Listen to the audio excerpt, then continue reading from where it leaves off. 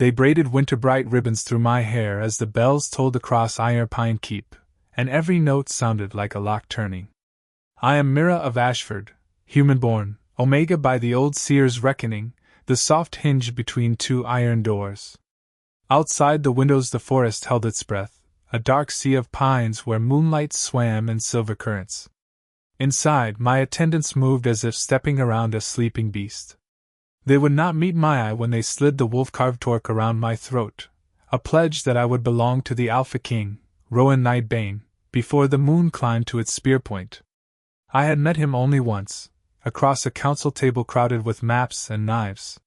He had watched me with the clean, predatory stillness of a hawk, and when I reached for the inkwell my hand had trembled so violently that a star of black bloomed on the treaty.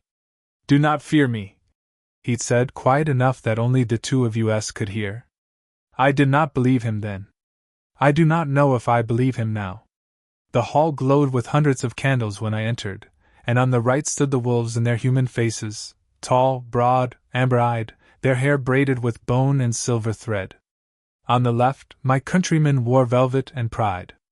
No one crossed the aisle of stone except me. The Alpha King waited at the altar, young for a monarch yet old in the way storms are old, shaped by 1,000 breakings. He offered his hand, heat banked under skin, a furnace holding. "Mira," he murmured, and my name sounded like a promise and a warning in his mouth. "I will keep you safe." The vows were spoken to gods older than our maps.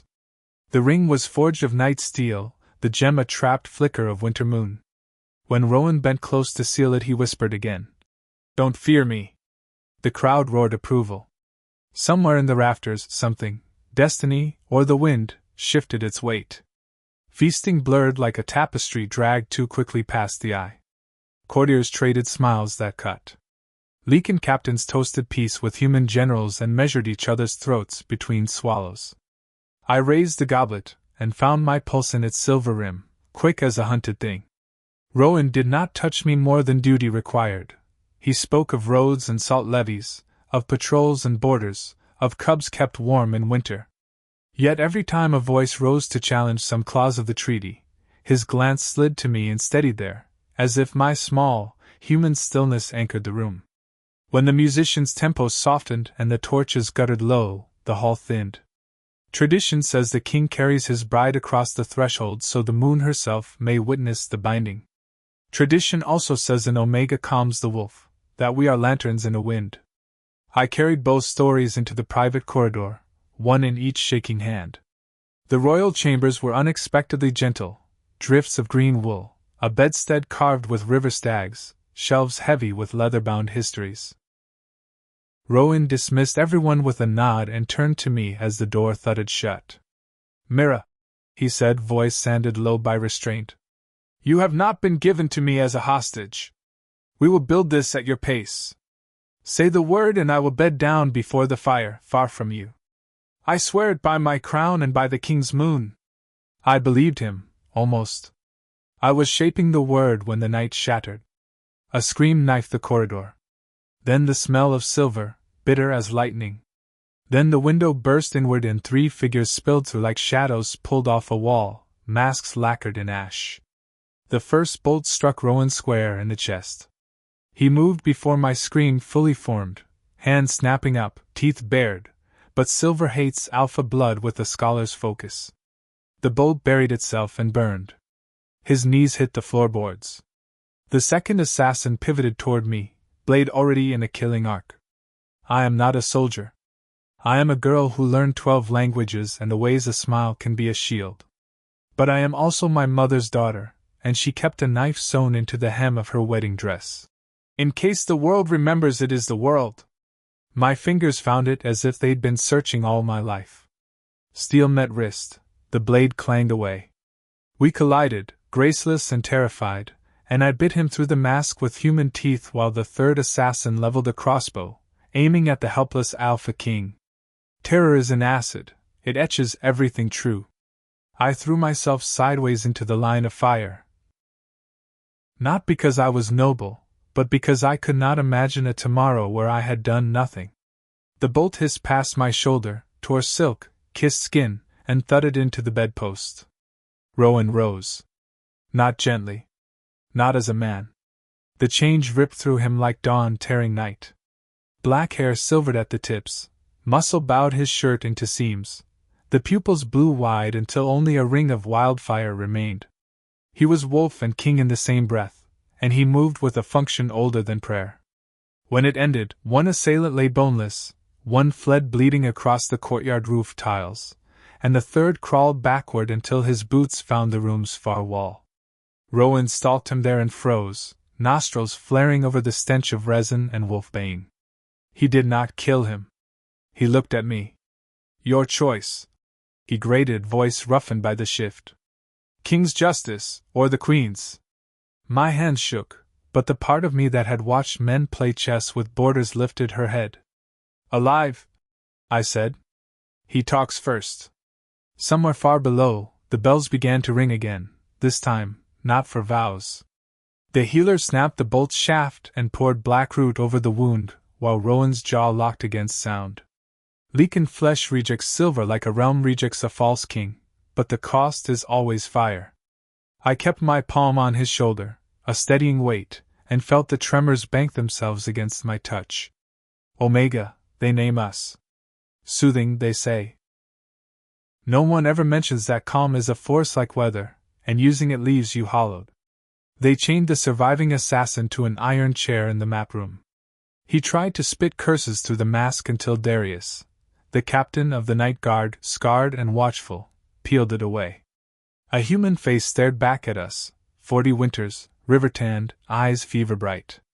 Burned into his neck was a circle bisected by a nail, the purifier's brand. You crossed 2 borders to kill the Alpha King in his bed, Darius said blandly. Why tonight? Because the moon blesses truths spoken on a binding night, the man rasped, and smiled with cracked lips. Because once the wolf lies dead with a human queen at his side, the packs will tear each other to bones, and your so-called peace will choke on them. He told us everything he was proud of and nothing we needed. But pride is a map if you read it sideways. Phrases slipped. Names snagged. A caravan way station called Black Cress. A cellar door with a 7-point hinge. A mine where the ore came up pale as milk and bitter to the tongue. Silver. Wolfbane. Smelters working under Saint candles so their hands wouldn't rot. Rowan's gaze touched mine like flint to tinder. We ride by dawn, he said, quiet and thin as ghosts. Captain, seal the gates. No one in or out. The king hunts.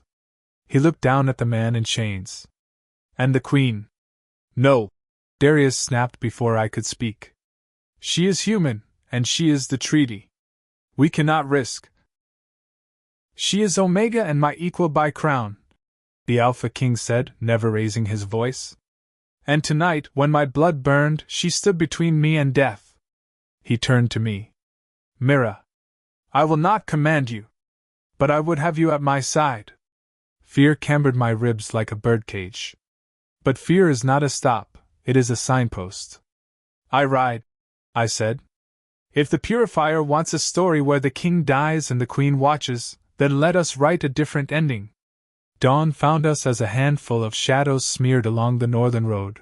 Rowan, Darius, 2 scouts, the healer with a satchel that smelled of roots and thunder. The kingdom unfurled around us in sentences of frost and pine sap.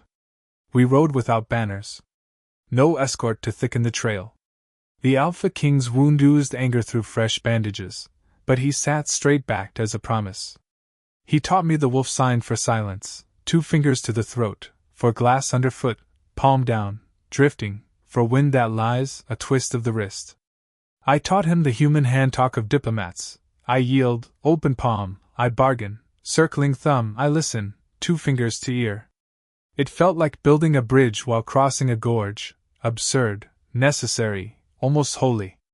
Black Cress huddled at the foot of a slate hill where the forest thinned into scrub.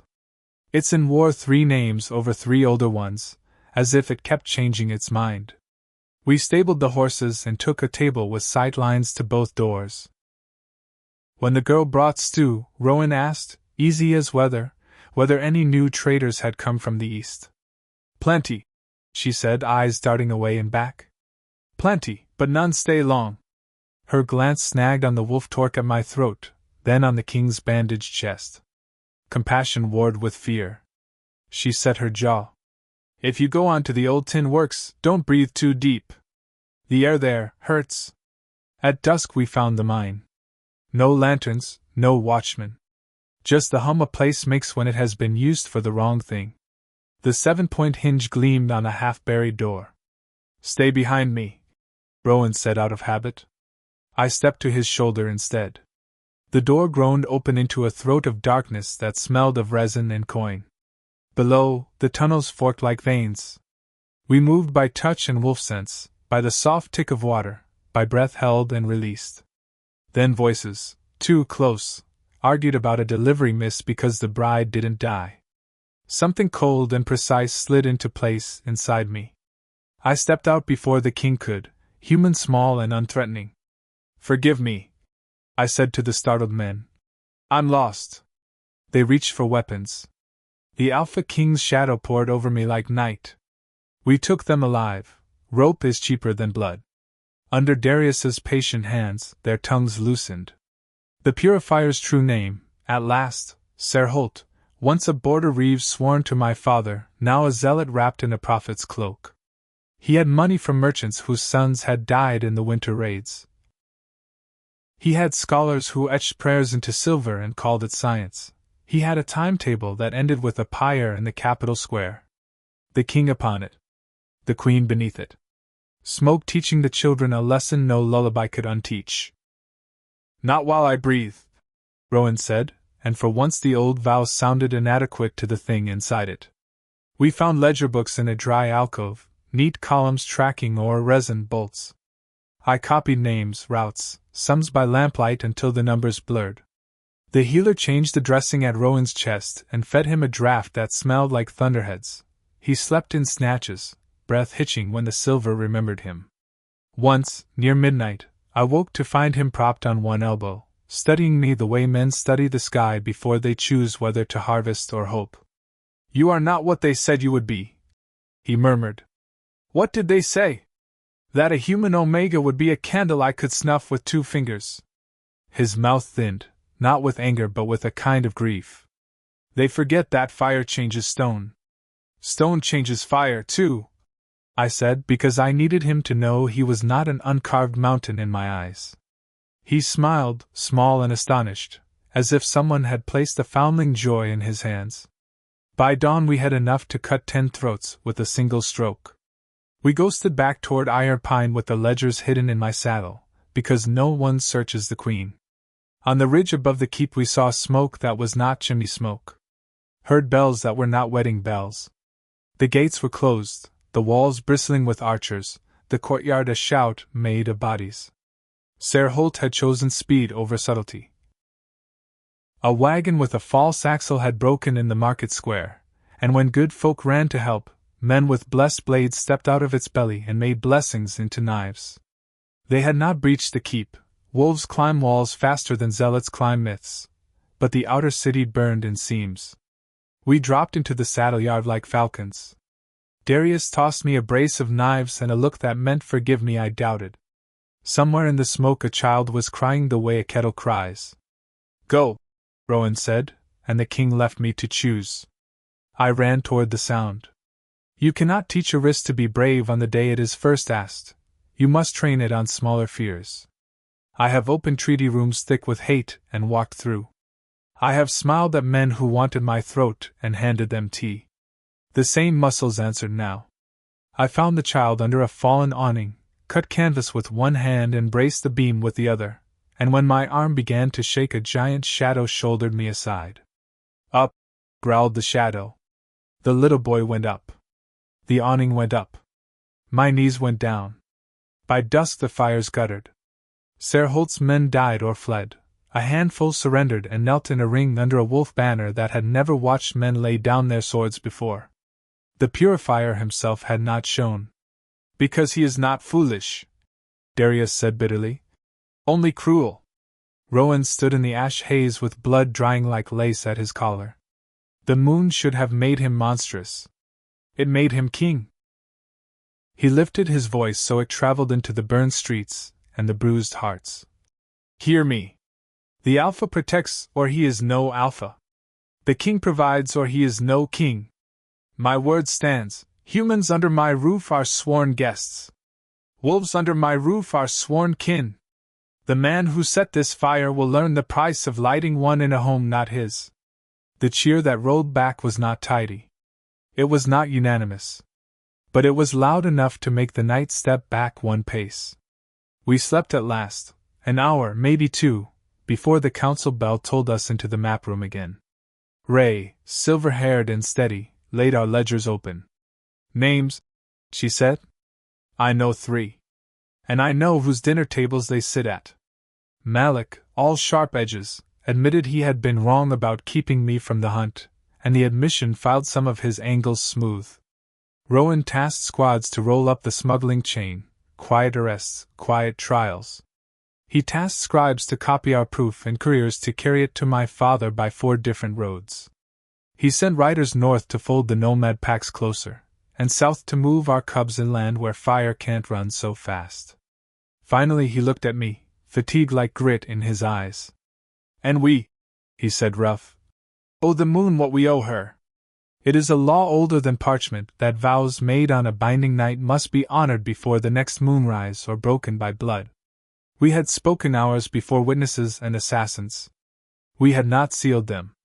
Gossip was already a hungry dog at the door. Some wolves said the king had taken a human to his bed and come away weakened. Some men said the queen had lain with a beast and come away enchanted. Every word cut 2 ways. He closed the map and the room grew human-sized again. Mira, he said, not Alpha, not King, simply Rowan. We can let the world gnaw at its stories. Or we can give it one it cannot swallow. He did not reach for me. The space between us felt like the length of a bridge that had not existed yesterday. I will not be taken, I said. But I will choose. My voice did not shake. And I choose you. The door to the private chamber clicked soft behind us. Outside, the keep murmured and healed and argued and planned. Inside, we honored old law with new meaning, not as hostage and warden, not as myth and sacrifice, but as 2 creatures who had bled for the same morning. By noon the rumors had nowhere left to feed. The king and queen broke their fast together beneath the great ash tree. We walked the training yard shoulder to shoulder. We took petitions in the hall where our hands brushed and did not flinch apart. In the afternoon a raven with my father's seal brought terse words. Hold. Proof received. Holt will find no shelter in my houses. My armies move. Night brought other gifts. Scouts returned with a map of the Purifier's northern camp, a quarry cut into the hill like a laughing mouth, tents nailed to rock, a chapel of rough boards where a relic hung that men touched before they loaded the crossbows. Not a saint's bone, Ray sniffed, peering between 2 fingers. A wolf's tooth wrapped in prayer. Men love the magic they make for themselves. We made a plan that tasted like iron. Strike before dawn. Take Holt alive if we could. Burn the bolts, spare the hands that made them if they turned those hands to building. Spare the boys who had been lied to. Hang the captains who had paid for the lies. I looked at Rowan across the river of the map and saw not a monster and not a savior, but a man with a wound under his bandages and a country under his ribs. Don't fear me, he had said on the day the moon first weighed our 2 names on one scale. I had feared the wrong thing. Not the Alpha. Not the king. The story. It likes women soft and men hard and leaves no room for the work of mending. So I made room. I took up a pen, and then a knife, and then a crown, and learned the shape of my own hands. We rode again when the moon's rim lifted, a thin coin in a black purse. The quarry waited, a bowl of shadow, the chapel lantern burned steady, sentries paced bad patterns we could slide a blade through. We moved like the answer to a question men had been too proud to ask. Darius's palm floated, glass underfoot. Rowan's fingers twisted, lying wind. I flicked my wrist, I listened. At the chapel door, Ser Holt himself stepped out as if he had been expecting us, which he had. His eyes were not mad, they were bright with the pleasure of a man certain his page will be the last one in the book. Wolf King, he said, almost tender. Little human queen. You have made my sermons easy. Lay down your arms, Rowan replied. Kneel. Your men go home alive.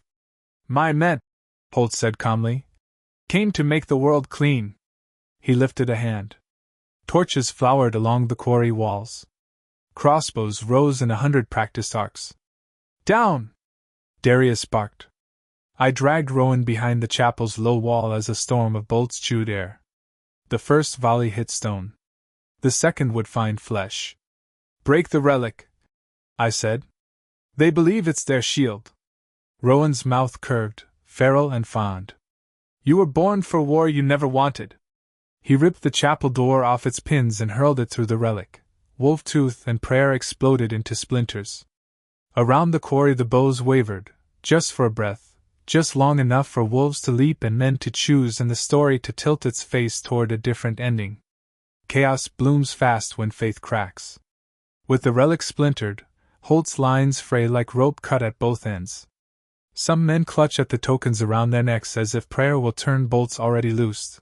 Others falter, eyes gone wide, boys seeing wolves as men for the first time. Darius is wind and iron, knocking crossbows aside, binding hands with the same motion he'd used to braid reins. Rowan goes through the front like a promise kept, not changing fully. Too many silverheads glint along the ledge. But moving with that alpha geometry, angles that make other men misjudge distance and speed. I take the side stairs, human small, human quiet, and reach the pulley deck where crates of barbed heads sit like black bread. A lantern gutters there. I kick it into a trough of wolfbane resin. The flame shudders, thinks, grows teeth, then sighs out as the resin strangles its own breath. No fire, I whisper to the empty air. Not in my king's country. Holt sees me then.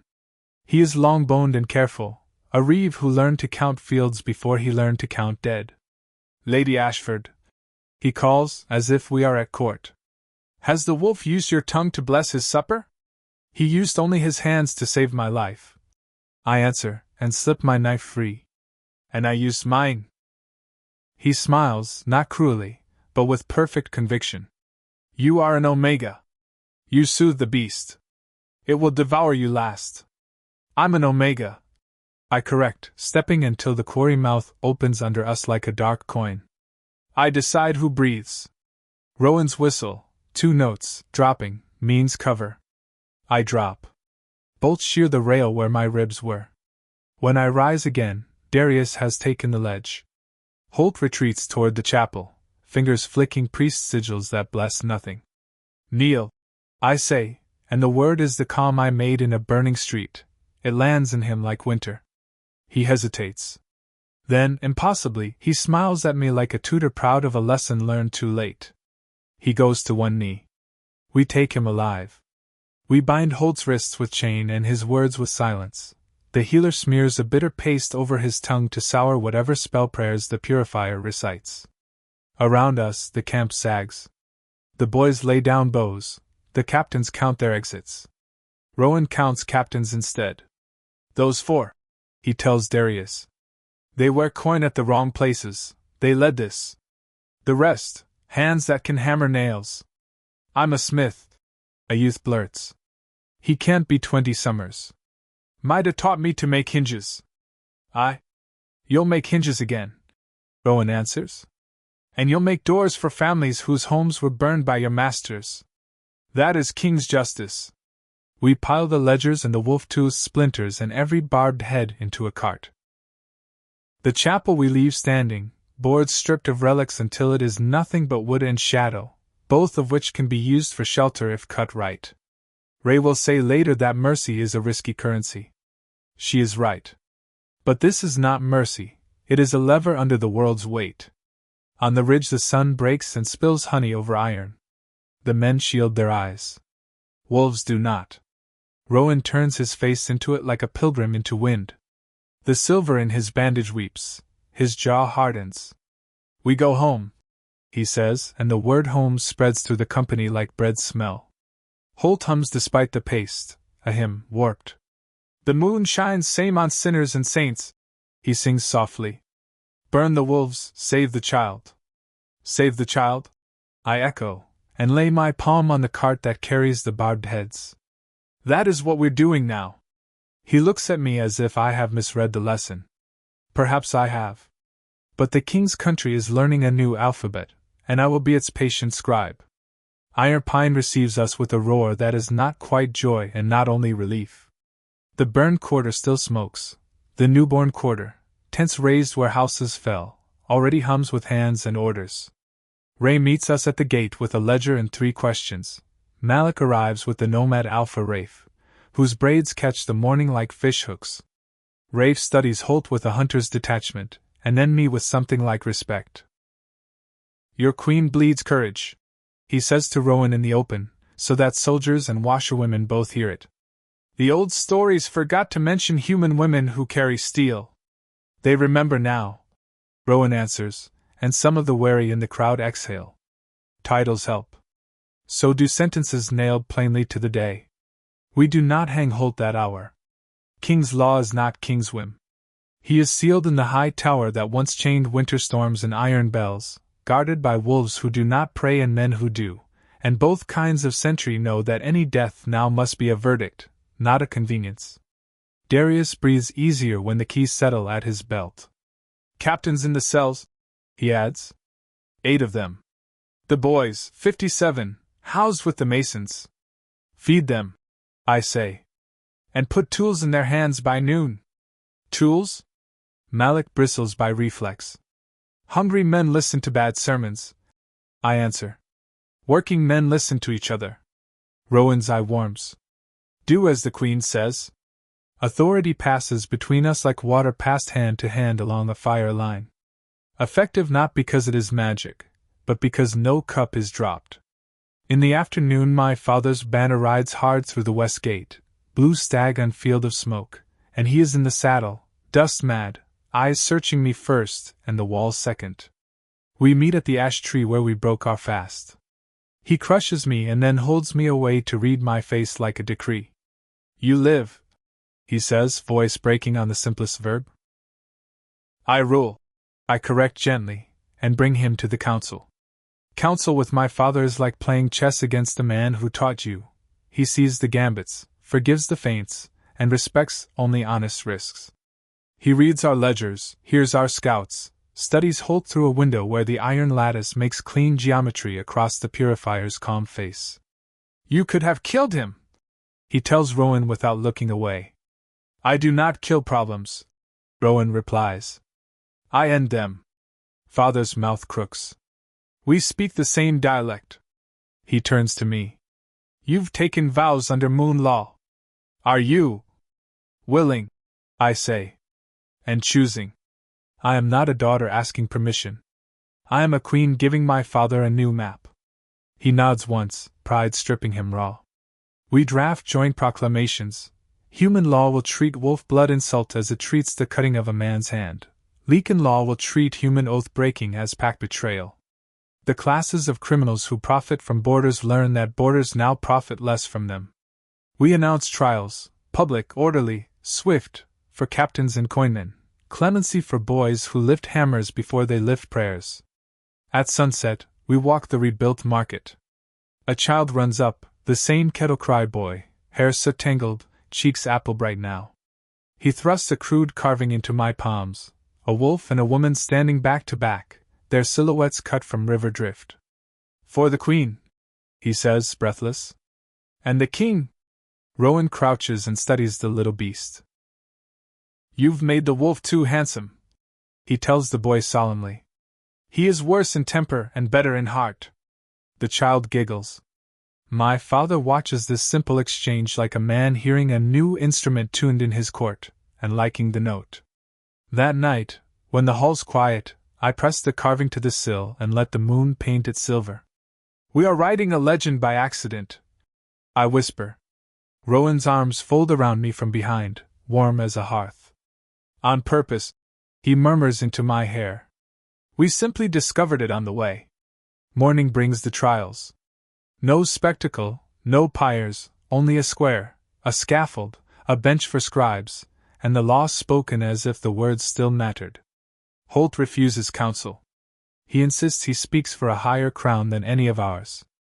The child in the cradle fears the wolf in the hedge, he tells the gathered, voice mild as milk. What king feeds the hedge? The king who knows the child will one day need wood, Rowan answers, and the crowd tilts toward him like wheat toward weather. Evidence lays itself down, ledgers, brands, the crossbows, the mine built where no taxman walked. Witnesses from burned streets. A mason with resin blister scars on both hands who says he poured wolfbane for coin and dreams of it still. Am I a monster?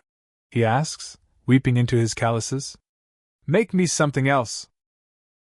We will, I say before anyone can object to a queen's speaking, and the words become a sentence the scribes write into the day's book because a promise spoken aloud is law's favorite food.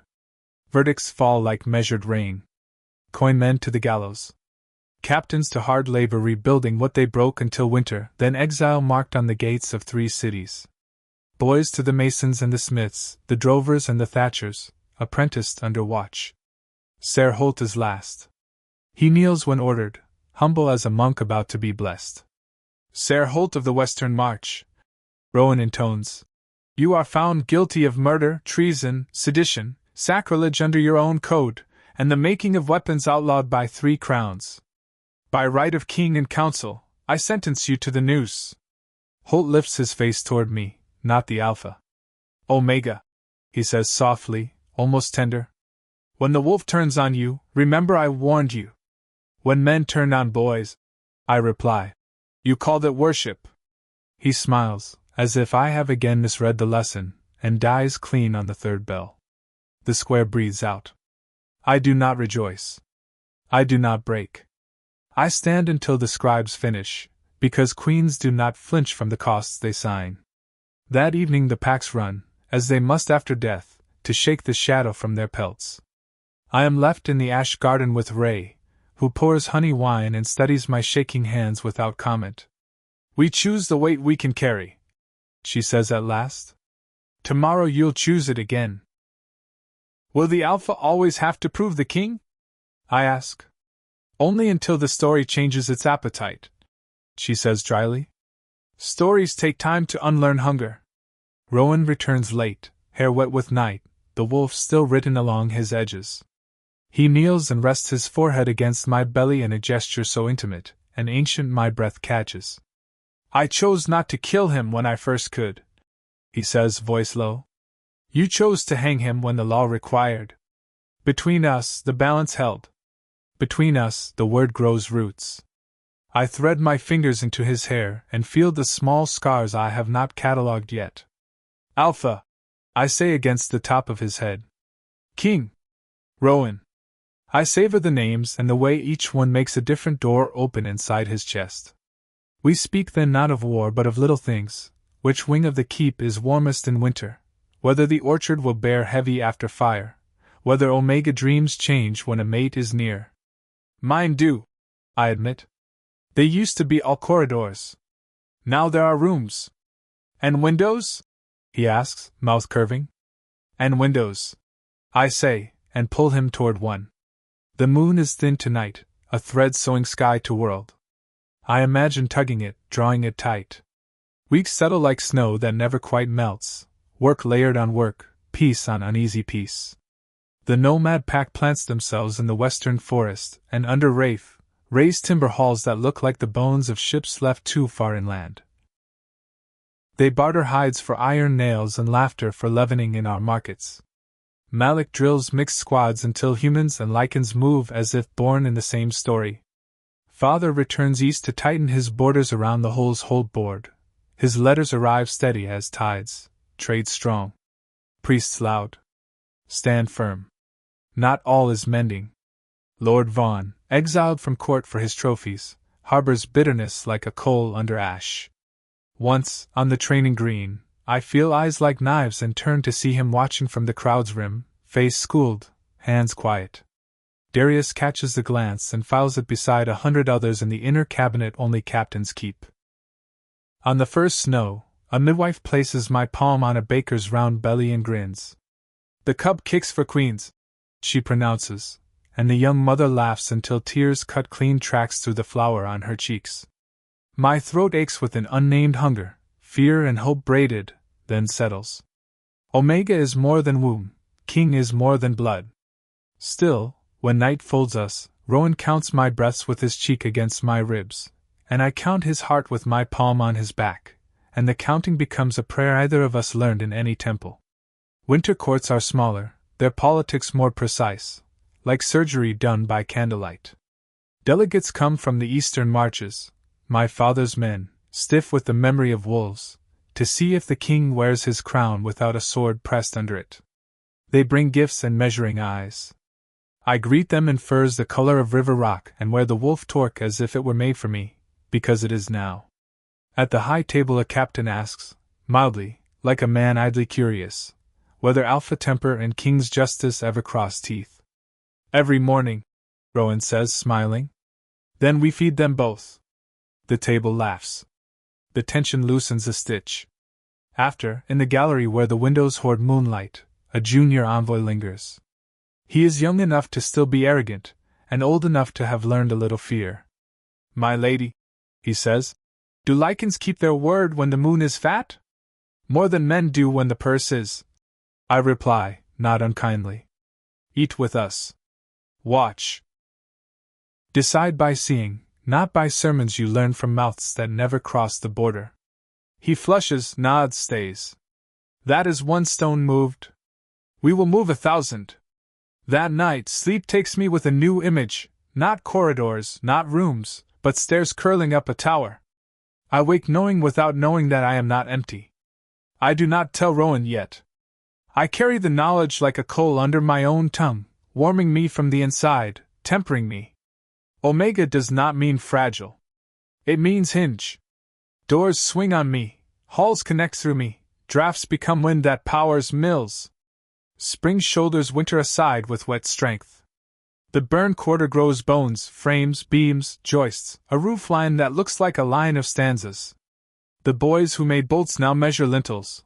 One sings under his breath in the same cadence Holt used to pray, and I do not correct him. Let liturgy move its feet. News arrives. A splinter sect in the Far East tried to revive Holt's sermons and found no coin and few listeners. Father writes, your legend runs ahead of your writers. Keep your feet under it. I show Rowan that line and he laughs, then sobers. Legends ask for offerings. He says. We will give them work. On a rain-bright morning, Rafe brings a petition. A nomad girl, thin and fierce, wishes to train with the king's guard. Malik grips his ledger as if it is a sword. She is 15 summers. He objects. So were you. Rafe says mildly, and the room remembers that truth. We grant the petition with the caveat of double oaths, to king and to pack, to alpha and to captain. The girl kneels and swears in a voice that does not shake. Later, I find her in the yard measuring her breath beside boys who will call her sister or rival depending on how the day goes. I press a strip of leather into her palm. For your grip, I say. And your heart. She grins, a crack in a storm cloud letting sunlight scream through. That night I tell Rowan about the coal I've carried. I do not preface it with fear. We are 3, I say simply. He goes very still, then bows his head to my belly as he did the night of the hanging, but this time the gesture is not penance, it is worship of something neither of us owns. My Omega, he whispers. My queen. And something in his voice answers with a word older than both, mate. The news does not stay ours. It belongs to the keep by morning, to the city by noon, to the kingdom by nightfall. Bells speak it where I cannot, high, high, low, the pattern for air. The market braids ribbons into bread. Wolves lay tokens at the ash tree, tiny carvings, bits of river glass, a feather from a hawk that stooped to our yard and left its gift in exchange for raw meat. Humans bring quilts and oddments, crafts and clumsy poems that make me laugh and then cry. Some hate grows louder too. Hate is a vine, it will climb any wall if you give it time. Anonymous scrawl appears on a bakery door, beast in her womb. Darius stands in the street at dawn, arms folded, until the baker wakes to the sight of the captain scrubbing the letters off himself. Vaughn's name is not on the paint. Nor is anyone's. We start posting watchers at night not because we fear a mob, but because we will not let whispers grow teeth. In council, Ray lays out a map with 3 bright markers in the east, temples where Holt's old sermons could ferment again. Send teachers, I say. Not soldiers. Malik's jaw goes stubborn. Send both, Rowan decides. Wisdom needs a shield. When the moon swells, the packs gather in the northern meadow, not to hunt, but to sing. Humans come too and stand at the field's edge, unsure, hopeful. Rowan lifts his head and lets out a note so clean the night leans closer. Others join, thread on thread, until the air is a weave you could sleep under. I stand in the circle's heart with my hands over the life beneath my ribs, and feel the sound touch me like rain. Don't fear me, he had said on a night that seems now both yesterday and a legend ago. The Alpha was never the thing to fear. The King was never the thing to fear. It was the hunger of old stories that wanted to make me a candle or a cage. I am either. I am the hinge. The door swings. The kingdom moves through. And when our child is born, they will learn a lullaby that sounds like 2 peoples breathing in time. Spring's thaw brings travelers, traders, bards, scholars curious enough to risk the pass. And with them come new questions. Some ask boldly if the heir will be wolf or human. Some whisper if such a child should be allowed to wear a crown. Some simply stare at my belly as if a prophecy sleeps there. I am careful which questions I answer. Careful still which ones I let Rowan hear. His protective instinct is sharpening with the moon's pull, and the healer assures me this is normal for expectant alphas. Their senses widen around the den. I write to my father more often now. Not as a daughter seeking counsel, but as a queen exchanging knowledge. His last letter arrives sealed twice. Watch your counsel. Not all threats come from fires in the street. I read it aloud to Rowan in our private solar. He nods slowly. Your father sees true. Peace starves old power.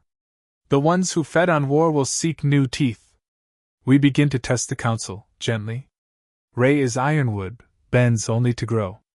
Malik is storm ash, quick to spark but shields the roots. 2 others drift. One too eager to curry favor from human nobles. One too cautious of change, clinging to the old pack laws that left no place for queens without wolf blood. Rowan does not confront them yet. Wolves circle before they strike. Humans gather evidence. We will do both. By mid-spring, the first mixed patrol takes to the border, half human soldiers, half Lycan warriors, 1 midwife, and 1 teacher. A strange composition to old eyes, but deliberate. They carry tools, books, and treaty copies, not just swords. When they ride out, children chase them with ribbons, elders watch with arms folded. A year ago, this sight would have been unthinkable. Today it is merely uncomfortable. Tomorrow, perhaps ordinary. In the evenings, Rowan reads to me from a book of old Lycan lullabies, low, rhythmic verses meant for cubs just shifting for the first time. Some lines are warnings disguised as comfort. Some are promises disguised as growls. I learn one by heart and speak it back to him. His eyes soften, amber to honey. Our child will know both. I say, human stories that use ink, and Lycan stories that use bone and breath.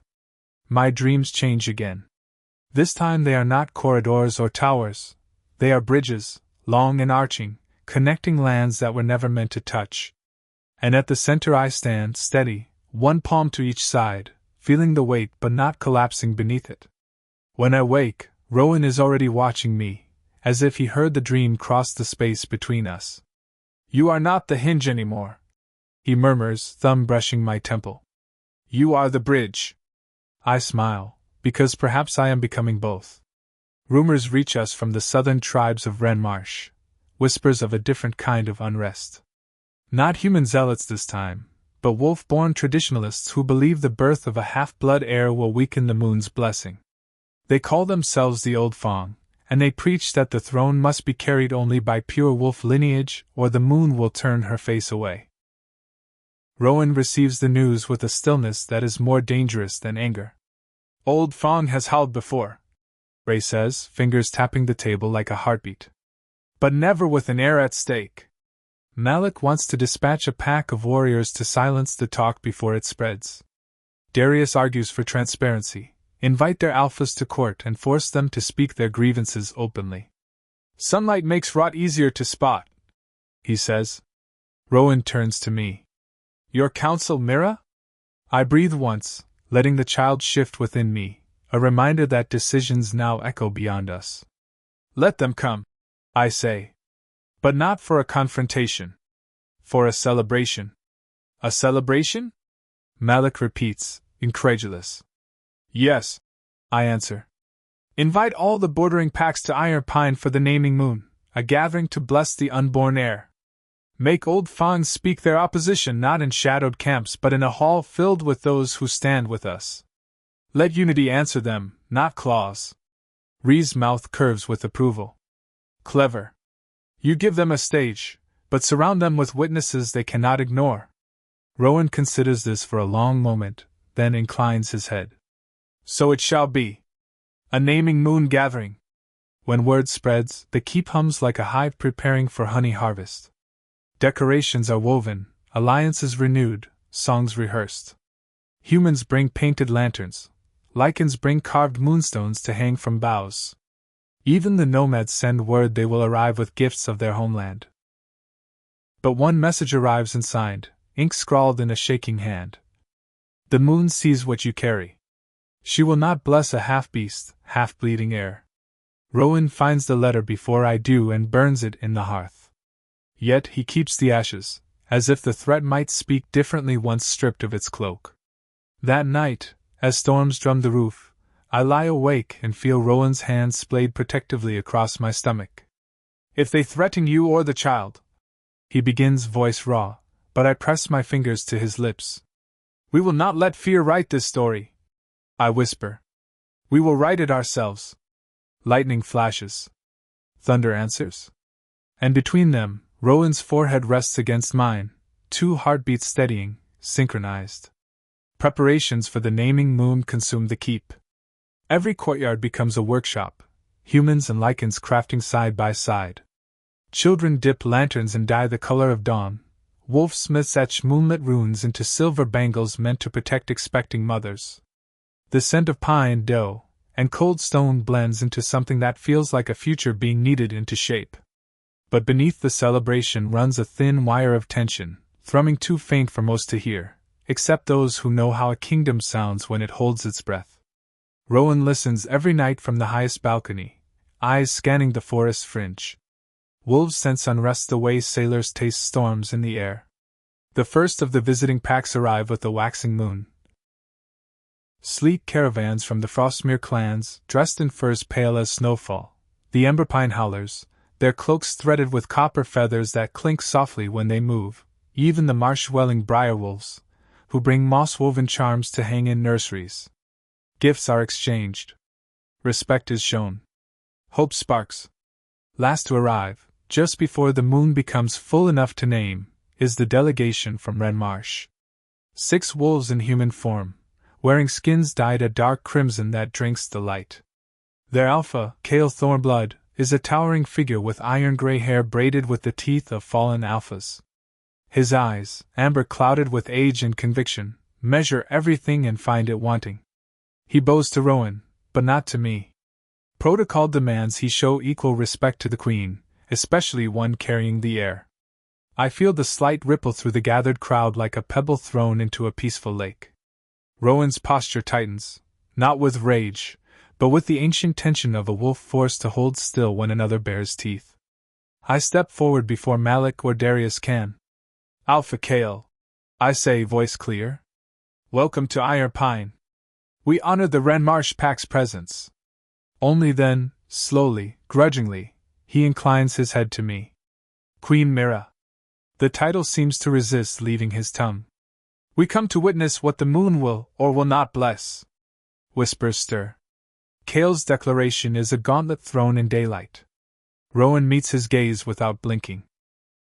The moon blesses union, peace, and the future we choose to build. This gathering is for celebration, not judgment. Kale folds his arms. The moon may disagree. Later, in the privacy of our solar, Rowan paces like a caged storm. He challenges us in front of every pack. If he spreads out tonight, wolves will listen. He wants you to react, I say softly, resting a hand on his arm. To bare your fangs first so he can claim you are ruled by instinct, not wisdom. Rowan stops. Breathes. Then how do we answer? Not with teeth, I say. With truth. And with unity. He studies me the way he did the night he first showed me his wolf, searching for fear and finding none. He presses his forehead to mine. Stand with me at the naming.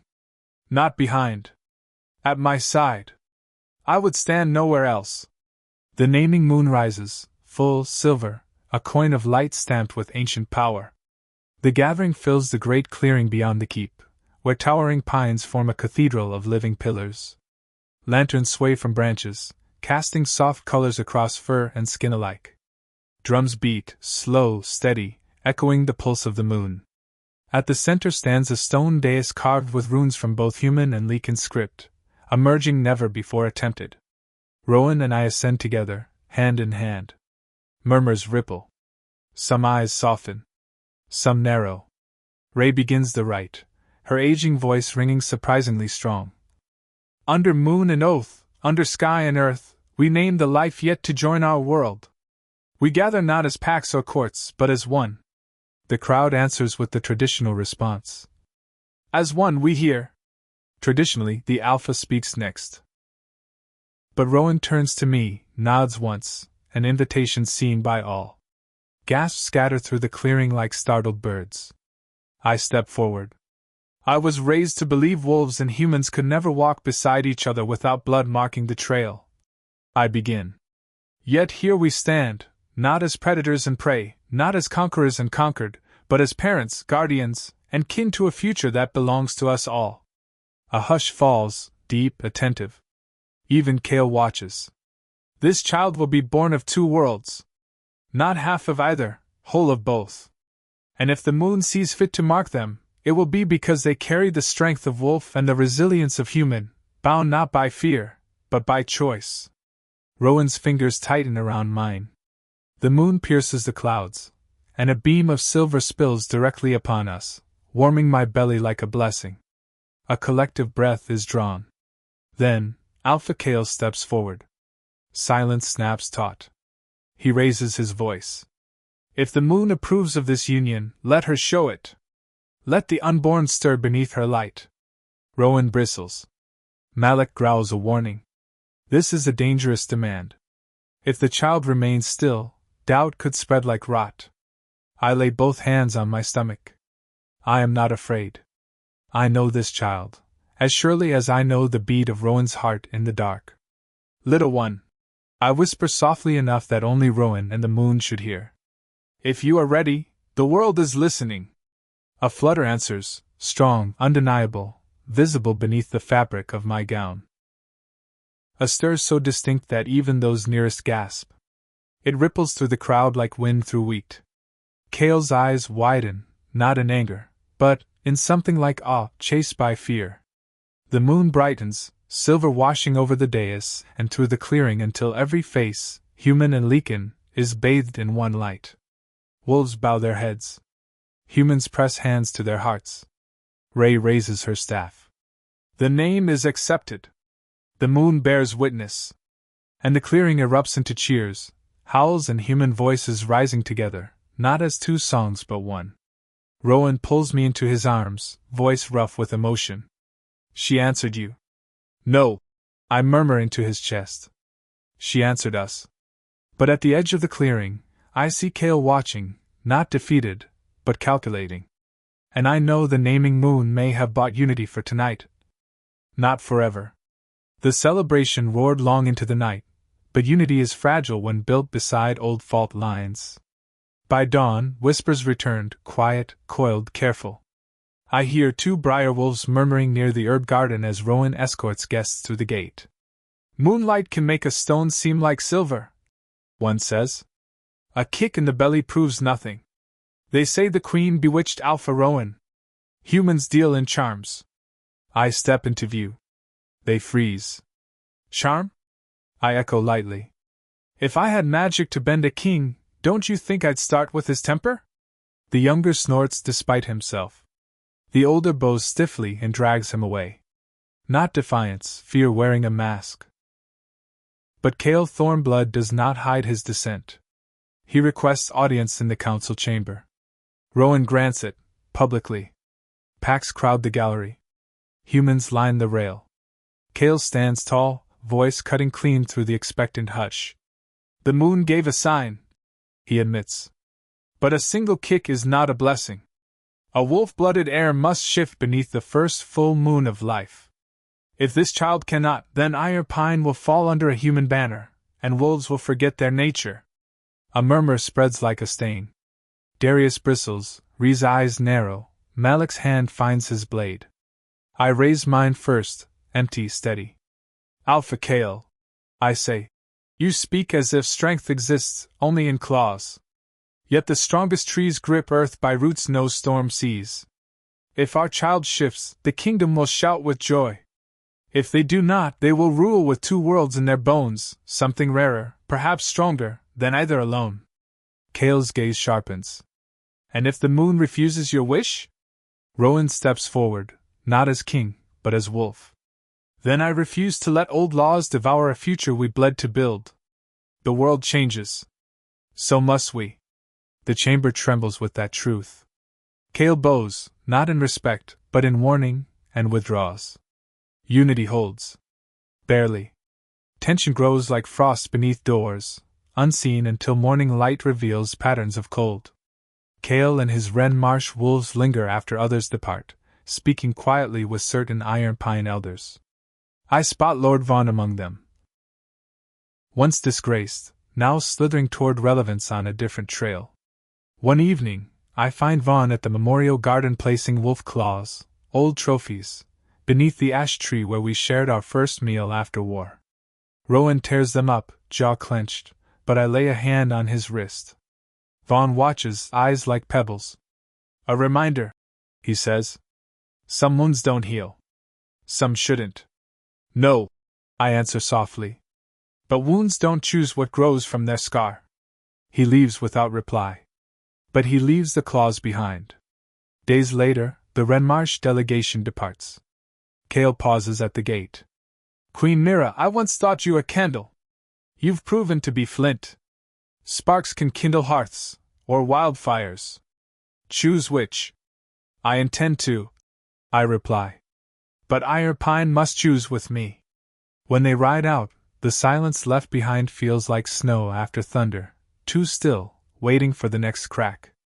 That night, Rowan and I sit beneath the ancestor tapestries, my head on his shoulder, his hand curved protectively over my belly. Are you frightened? He asks. Yes, I answer truthfully. But not of Cale, and not of the child. I'm afraid of how easy hate can find new shapes. Rowan exhales. Then we meet those shapes with ours. Together. We rest. The moon watches. And somewhere in the dark, a wolf howls, not in challenge, but in longing. The birth comes early, storm winds hammering shutters, candles stuttering as healers rush through halls. Pain folds me in half again and again, but Rowan anchors me. Forehead touching mine, voice low and old tongue and new. The healer murmurs rites, midwife's work, and I cling to one truth: this child is wanted by two worlds. A final cry tears from me, and then a smaller one answers it, fierce and bright. A daughter. Warm, breathing, alive. Rowan's hands tremble as he lifts her, tears silvering his lashes. Her eyes blink open, not amber, not gray, a ring of gold around storm silver. Both. Yet the first question hangs unsaid on every breath, wolf or not? Hours pass. The storm calms. Our daughter sleeps against my chest, small fingers curled in my gown. She does not shift beneath the moonlight that spills across us. She remains human soft, fragile as dawn. Malik waits outside the door, hope and fear dueling in his posture. Ray weeps quietly with joy. Kings and alphas have written laws around this moment. History holds its breath. Rowan kneels beside us. She is perfect, he says with the certainty of mountains. She didn't shift, I whisper. It is not disappointment, only truth. He cups our daughter's head. The moon answered once already. She will again, in her time. But Kale's words lurk like shadow. If the air cannot shift, we cannot hide her. Nor will we. Tomorrow, the kingdom will meet its future. And we will shape what they see. The next night, under a calm moon, we step onto the high balcony with our daughter in our arms. The courtyard heaves with people, humans shoulder to shoulder with wolves. Torches flicker, hearts pound. Some wait for a miracle. Others wait for proof of doom. I speak first. This is Princess Elara Winterbane. Born of treaty and choice, of wolf and human blood. She has not shifted, and that is no curse. The strength she carries will change us, not divide us. A rustle moves through the crowd, confusion, fear, curiosity. Rowan takes Elara, holds her high where moonlight crowns her. Long have we let the moon dictate what we must be, he calls out. But the moon also lights paths not yet walked. This child is not half of anything, she is more. And I will shape a kingdom worthy of her. Then, softly, impossibly, Elara lifts her tiny face to the moon and releases a sound. Not a cry. Not a howl. Something between, pure, new, and echoed an instant later by wolves across the courtyard and humans who feel something stir in their chests, as if remembering a song they once knew. The crowd shifts. Heads bow. Eyes widen. A few kneel, not in fear, but reverence for what they do not yet understand. Change begins, not with thunder, but with a child's voice that refuses to fit old notes. I lean into Rowan as Elara settles against him, safe and small and vast with possibility. What happens now? I whisper. Rowan smiles, warm and certain. Now we raise a queen who won't have to fear either half of herself, and a kingdom that won't either. And under the moon that once symbolized dread, I understand. This story was never about fear. It was always about becoming.